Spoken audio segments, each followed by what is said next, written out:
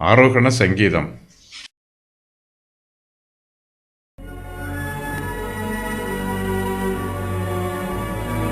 ஆரோகண சங்கீதம்.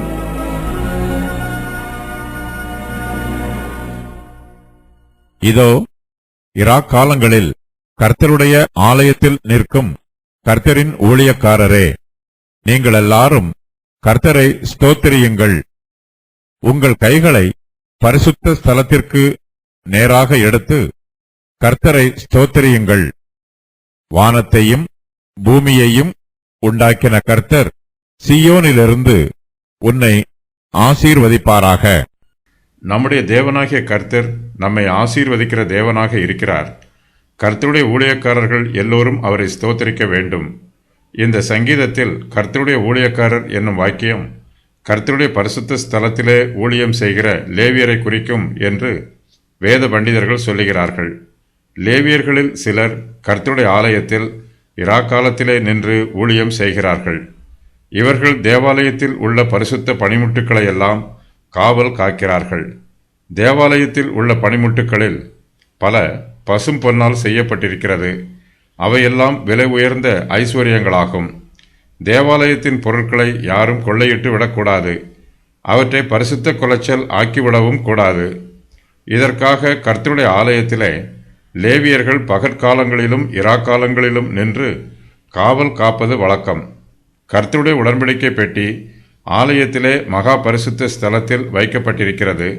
அது திரைச்சீலைகளால் மூடப்பட்டிருக்கிறது. லேவியர்கள் உடன்படிக்கை பெட்டியையும் காவல் காக்க வேண்டும். பிரதான ஆசாரியர் மாத்திரமே மகா பரிசுத்த ஸ்தலத்திற்குள் பிரவேசிக்க முடியும். மற்றவர்கள் யாரும் அதற்குள் பிரவேசித்து விடாதவாறு லேவியர்கள் மகா பரிசுத்த ஸ்தலத்தை கவனமாய் காவல் காக்க வேண்டும். தேவாலயத்திலே விளக்கு தண்டின் மீது விளக்குகள் எரிந்து கொண்டிருக்கும். கர்த்தருடைய ஆலயத்தில் உள்ள விளக்குகள் எப்போதும் எரிந்து கொண்டிருக்க வேண்டும். எண்ணெய் இல்லாமல் விளக்கு அணைந்துவிடக்கூடாது. விளக்கு மங்கி எரியும் போது லேவியர்கள் விளக்கின் திரியை தீண்டிவிட வேண்டும். விளக்கு தண்டில் எண்ணெய் குறையும் போது லேவியர்கள் அதில் எண்ணெய் ஊற்ற வேண்டும். இராக்காலங்களில் காவல் காக்கிற லேவியர்கள் விளக்கு தண்டையும் அதில் எரிகிற விளக்குகளையும் பராமரிக்க வேண்டும். கர்த்தருடைய ஆலயத்தில் பலிபீடம் இருக்கிறது. பலிபீடத்தில் எப்போதும் அக்கினி எரிந்து கொண்டிருக்க வேண்டும். பலிபீடத்தின் அக்கினி அணைந்துவிடக்கூடாது. அதையும் லேவியர்கள் பராமரிக்க வேண்டும். லேவியர்கள் தேவாலயத்திலே நின்று காவல் காக்கும்போது பக்தியுள்ள யூதர்கள் அவர்களோடு கூட தேவாலயத்தில் அமர்ந்திருப்பது வழக்கம். அன்னாள் என்னும் தீர்க்கதரிசி தேவாலயத்தை விட்டு நீங்காமல் இரவும் பகலும் உபவாசித்து ஜெபம் பண்ணி ஆராதனை செய்து கொண்டிருந்தாள் என்று லூக்கா எழுதின சுவிசேஷத்தில் எழுதப்பட்டிருக்கிறது. இராக்காலங்களில் கர்த்தருடைய ஆலயத்தில் நிற்கும் கர்த்தருடைய ஊழியக்காரர் எல்லோரும் கர்த்தரை ஸ்தோத்திரிக்க வேண்டும். உங்கள் கைகளை பரிசுத்த ஸ்தலத்திற்கு நேராக எடுத்து கர்த்தரை ஸ்தோத்திரியுங்கள் என்று சங்கீதக்காரர் சொல்லுகிறார். புதிய ஏற்பாட்டு காலத்து விசுவாசிகளாகிய நாமும் கர்த்தரை ஸ்தோத்திரம் பண்ண வேண்டும். நம்முடைய கர்த்தருக்கு நாம் ஆசாரியராயும் லேவியராயும் இருக்கிறோம். அவர்களிலும் சிலரை ஆசாரியராகவும் லேவியராகவும் தெரிந்து கொள்வேன் என்று கர்த்தர் சொல்லுகிறார். ஏசாயா 66:21. கர்த்தருடைய பிள்ளைகளாகிய நாம் எல்லோருமே கர்த்தரின் ஊழியக்காரர்கள். கர்த்தருடைய வீட்டில் அவருடைய பரிசுத்த ஸ்தலத்தில் அவரை ஸ்தோத்தரிப்பதற்கு நமக்கும் ஒரு இடம் உண்டு. கர்த்தரை ஸ்தோத்தரிக்கிறவர்களின் பெயர் அட்டவணையில் நம்முடைய பெயரும் எழுதப்பட்டிருக்கிறது. நாம் கர்த்தரை ஸ்தோத்திரம் பண்ணுவதற்காக அவருடைய பரிசுத்த சமூகத்திற்கு முன்பாக நிற்கிறோம். நம்முடைய கைகளை பரிசுத்த ஸ்தலத்திற்கு நேராக எடுத்து நாம் கர்த்தரை ஸ்தோத்திரம் பண்ண வேண்டும்.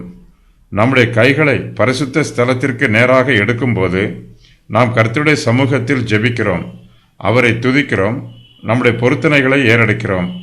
கர்த்தருடைய சமூகத்திற்கு முன்பாக நாம் செய்ய வேண்டியதை பயபக்தியோடும் விசுவாசத்தோடும் சந்தோஷத்தோடும் செய்ய வேண்டும். நம்முடைய இருதயமும் ஆத்மாவும் கர்த்தரை நோக்கி பார்க்க வேண்டும். நம்முடைய முழு இருதயமும் முழு ஆத்மாவும் முழு மனதும் கர்த்தரை ஸ்தோத்திரிக்க வேண்டும். நாம் கர்த்தரை ஸ்தோத்திரம் பண்ணும்போது கர்த்தர் நம்மை ஆசீர்வதிக்கிறார். கர்த்தர் நமக்கு நன்மையான ஈவுகளை தருகிறார். நாம் கர்த்தருடைய சமூகத்தில் வந்து நிற்கும்போது கர்த்தருடைய ஆசீர்வாதங்களை பெற்றுக்கொள்ள வேண்டும் என்று விரும்ப வேண்டும். கர்த்தருடைய ஆசீர்வாதமே நமக்கு மெய்யான சந்தோஷத்தை தரும். கர்த்தர் நம்மை ஆசீர்வதிக்கும் போது நாம் மெய்யாகவே ஆசீர்வதிக்கப்பட்டிருப்போம். நம்முடைய கர்த்தர் வானத்தையும் பூமியையும் உண்டாக்கினவர். அவர் சீயோனில் இருந்து உன்னை ஆசீர்வதிப்பாராக என்று சங்கீதக்காரர் சொல்லுகிறார். கர்த்தருடைய ஊழியக்காரர்களுக்கு கூறப்படும் கட்டளைகள்: நீங்கள் எல்லோரும் கர்த்தரை ஸ்தோத்திரியுங்கள். உங்கள் கைகளை பரிசுத்த ஸ்தலத்திற்கு நேராக எடுங்கள். கர்த்தருடைய ஊழியக்காரர் என்பது தேவனுடைய ஆலயத்தில் இரவு வேளையில் காவல் புரிந்த ஆசாரியரையும் லேவியரையும் குறிக்கும். இரவு வேளையில் தேவாலயத்தில் ஆராதனை நடைபெறவில்லை. கைகளை பரிசுத்த ஸ்தலத்திற்கு நேராக எடுப்பதன் பொருள் தெய்வீக வல்லமையின் அடையாளம், விசுவாசத்தின் கிரியை, ஜெபத்தில் ஒரு வழக்கம், தேவனை தேடும் செயல், கீழ்ப்படிதலின் கிரியை, ஆராதனையின் கிரியை, நியாயத்தீர்ப்பின் கிரியை, சிருஷ்டிப்பின் கிரியை, அழைப்பு, துன்பமாக இருப்பதை விவரிக்கும் கிரியை, ஆசீர்வாதத்தின் கிரியை, கொலை தண்டனையை நிறைவேற்றுவதற்கு அங்கீகாரம்.